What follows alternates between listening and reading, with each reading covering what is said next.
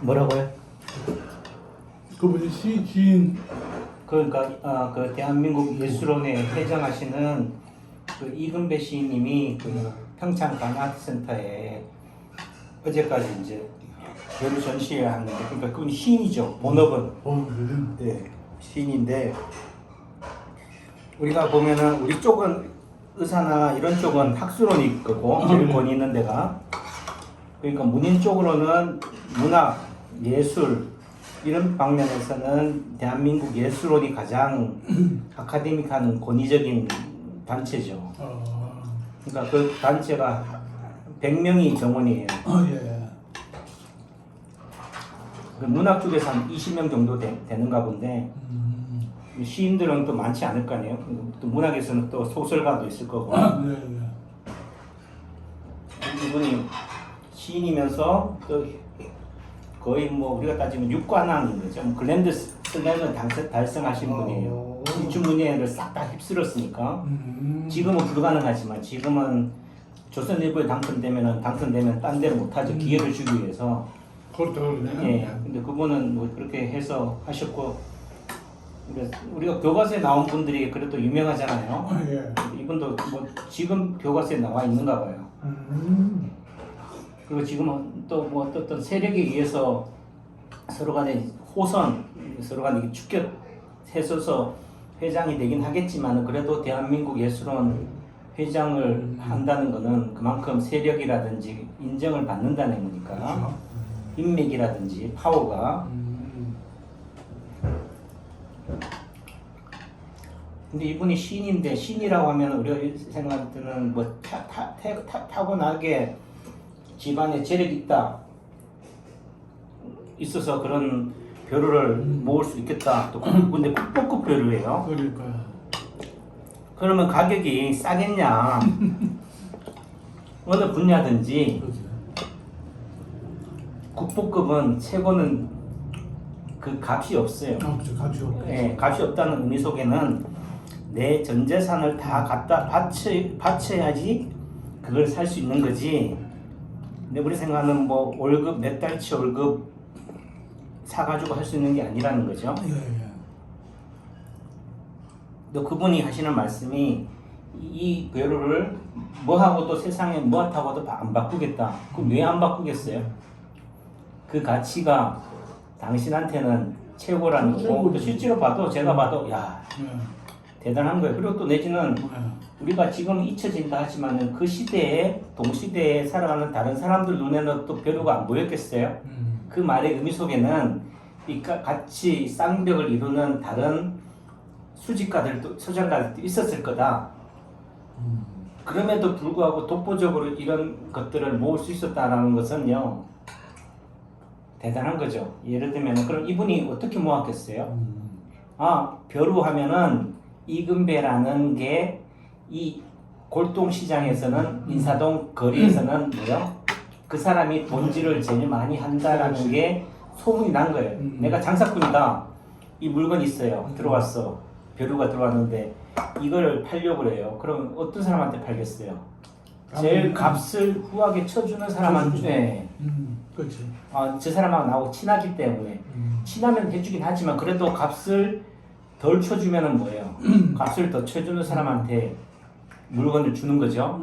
그러니까 그분의 입장에서는 처음 할 때도 그랬다는 얘기잖아요. 내가 그 벼루 가격이 자기 공무원 월급이 6, 7만 원 할 때 이중섭의 항소 그림이 그 당시에도 비쌌다는 거죠.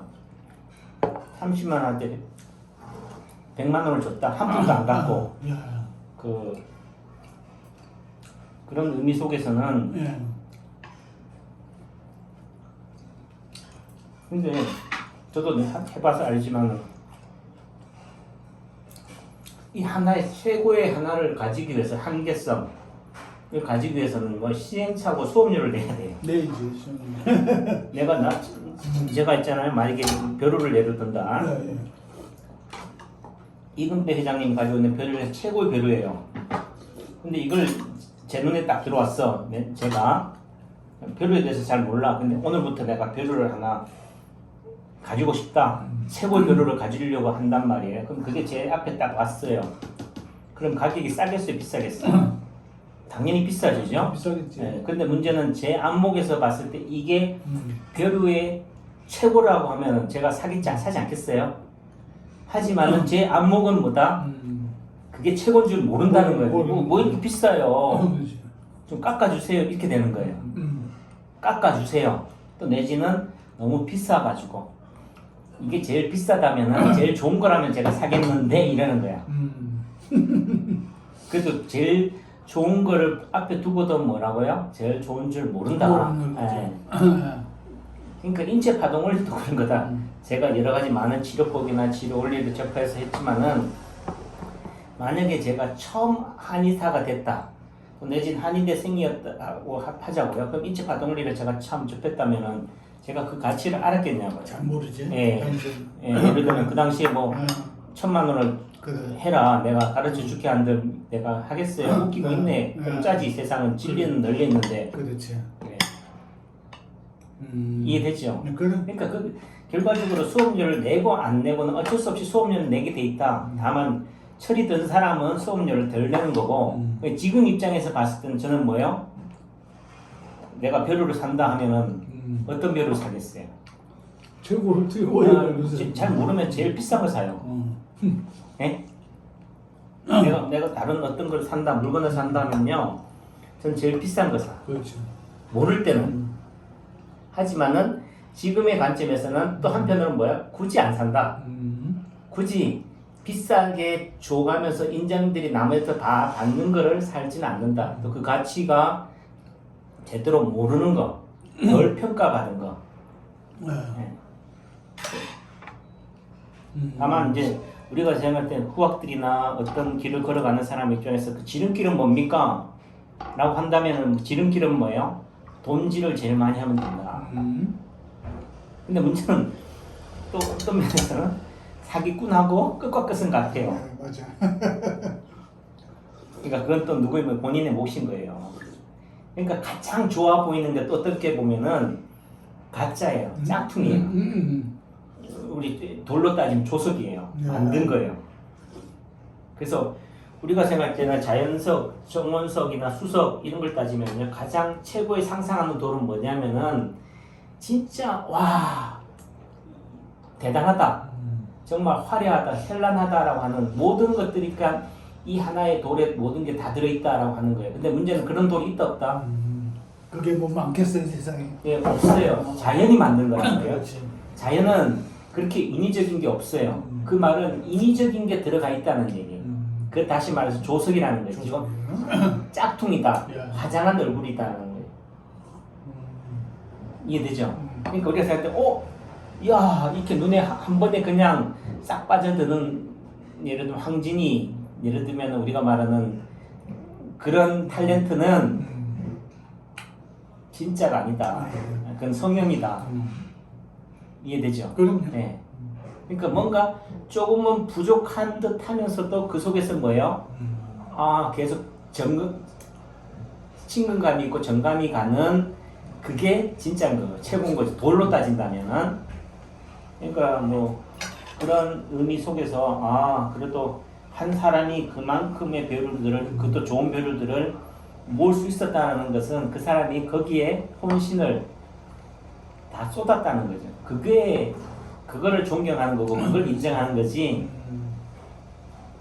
그리고 그런 부분에 있어서는 과연 돈만 있다고 되느냐? 그렇죠. 돈이 있으면요, 돈이 최고인 사람한테는 벼루가 눈이 안 들어와요. 예.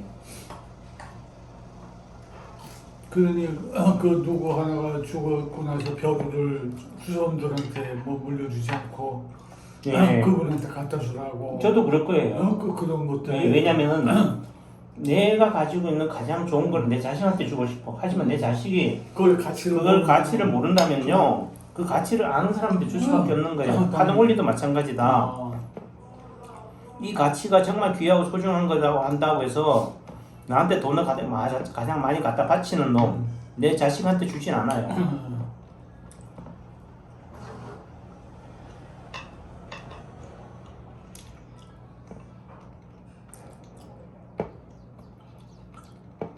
그 가치를 아는 사람한테 주는 거지.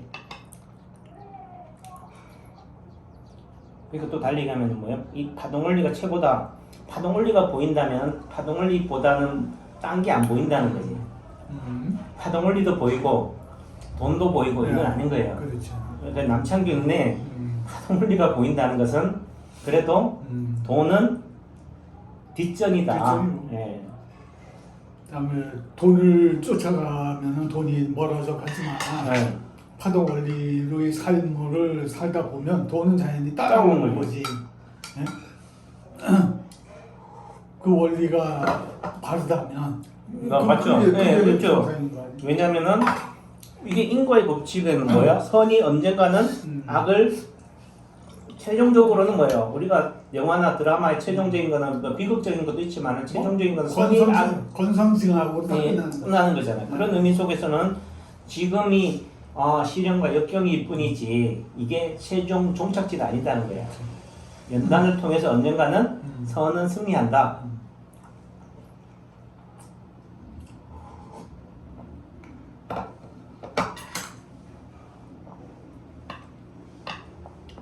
그래서 우리가 교회에서도 기도할 때 무슨 기도해요? 응답 받을 기도를 해라.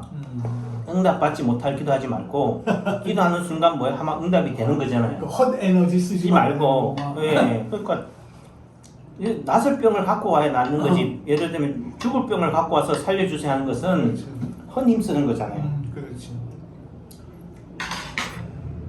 그러려면은 내려놓아야 되는 거고. 내려놓는 게 뭔지 출발인데 그런 얘기를 하면은 뭐라고 그래요? 고칠 수 있어요, 없어요? 나서야 안 나서야? 그렇지. 출발이 잘못됐다. 마음이 네. 삐딱하다는 거예요. 그래서 그 사람의 에너지 틀이 바뀌지 않는 상태에서 아무리 한들 삐집고 들어갈 내 치료가 에너지가 들어갈 여지가 없는 거예요. 없는 거지. 그런 사람들은 뭐 하여튼 이분법적 논리에 예. 있으니까. 네. 그러니까 그런 의미 속에서는 제가 하는 얘기가 제발 어중이 떠중이 오지 마세요. 괜히 내 힘까지 빼버리니까. 그래서 아까도 했지만은 내가 몸에 있는 내 에너지가 그쪽으로 가는 것도 의미 속에서 확산을 통해서 높은 데서 낮은 데로 가지만은 또 어떤 면에서는 그 에너지가 내 에너지가 상대를 통해서 내 에너지가 변화된다는 거죠. 그렇죠. 예. 에너지 틀이 바뀐다. 예. 그래서 우리가 좋은 사람을 만나고 훌륭한 선생을 만나야 되는 이유가 이게 나쁜 에너지 틀 속에 살 때 그게 나쁜 에너지끼리 모이잖아요. 네, 그래. 그러니까 그 좋은 에너지인지를 모르지만 좋은 에너지를 만나면 저게 좋구나. 그럼 바라는 순간 내 에너지도 그런 좋은 에너지 틀로 바뀐다는 거죠. 이게 치료다. 그렇죠. 잘 먹었습니다. 네, 예. 아이고